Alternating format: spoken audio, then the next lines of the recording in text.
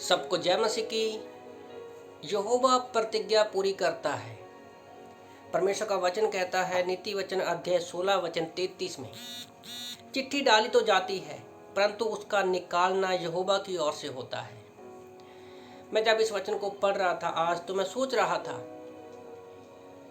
योना नबी के बारे में कि वो परमेश्वर ने अपने मन में ठान लिया कि मुझे नीनवे के लोगों को बचाना है, और उसके लिए परमेश्वर ने योना नबी को चुना जो पुराने नियम में है। तो योना नबी अपने बुद्धिमत्ता से अपनी सोच के अनुसार क्या किया, और वो परमेश्वर की उपस्थिति से तारसिस को नीनवे को ना जाकर वो तारसिस में चला गया। और जब वो जहाज में बैठा तो परमेश्वर ने समुद्र में तूफान को ला दिया। जब वहाँ के लोगों ने चिट्ठी डाली, किसके नाम की निकली? क्योंकि जैसे वचन में पढ़ा नीति वचन 16:33 में कि यहोवा की ओर से ही चिट्ठी निकालना होता है, तो वो योना नबी के नाम की निकली, और वो अपने आप ही सारा कुछ बोलना शुरू कर दिया कि मैं खुद परमेश्वर की उपस्थिति से भागा हूँ। उसके ये जो शब्द है ना, कई बार रैली में हम लोग भी, परमेश्वर ने हमें रखा है धरती पर, कुछ कार्य परमेश्वर हमारे द्वारा करना चाहता है, पर हम परमेश्वर की उपस्थिति से भागकर अपनी बुद्धिमत्ता के साथ काम करते हैं और परमेश्वर की उपस्थिति से दूर चले जाते हैं। पर परमेश्वर अपनी प्रतिज्ञा को पूरी करता है। उसने सोचा कि मैं भाग जाऊंगा। वो नींद में जाने से इसलिए भी डर रहा था क्योंकि वहां के लोग बहुत क्रूर थे, बहुत अत्याचार करने वाले थे।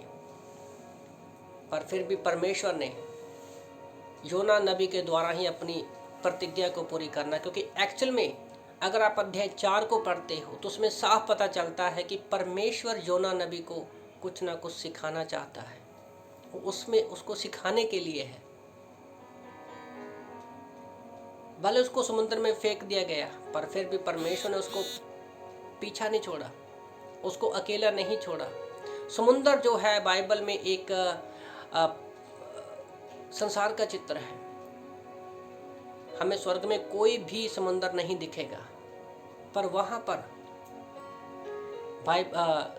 समुद्र के अंदर मछली के पेट में योना नबी चला गया। उसके अंदर भी परमेश्वर उसकी आवाज को सुन सकता है।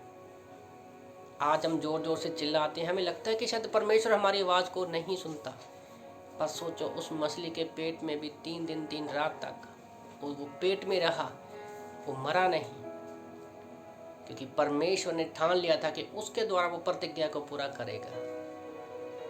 और जब वो बाहर निकला तो एक नए जन्मे बच्चे की तरह हुआ, और क्योंकि परमेश्वर ने उसके नाम की चिट्ठी पहले ही निकाल दी थी कि मैं इसके द्वारा अपनी प्रतिज्ञा को पूरा करूंगा। तो जब हम पढ़ते हैं योना की किताब अध्याय 4 वचन लास्ट वचन में, तो इंसानों के साथ साथ जानवर पर भी अनुग्रह हुआ, तो सारे का सारा देश बचाया गया। तो आप लोगों को मैं उत्साहित करना चाहता हूँ कि आज हम यहाँ पर भी हैं, जिस परिस्थिति में भी हैं, कैसे भी क्यों ना जा रहे हैं, अगर परमेश्वर ने आपको रखा है तो परमेश्वर आपके द्वारा अपनी प्रतिज्ञा को, अपनी योजना को पूरा करना चाहता है। हमें योना नबी की तरह भागना नहीं है, बस बने रहना है। और जब हम परमेश्वर की उपस्थिति में रहते हैं, क्योंकि वो परमेश्वर का कार्य है, उसको पता है, तो आप लोगों को मैं उत्साहित करना चाहता हूँ कि आप बने रहिए, क्योंकि प्रभु आपके द्वारा अपनी प्रतिज्ञाओं को पूरा करना चाहता है। आमीन।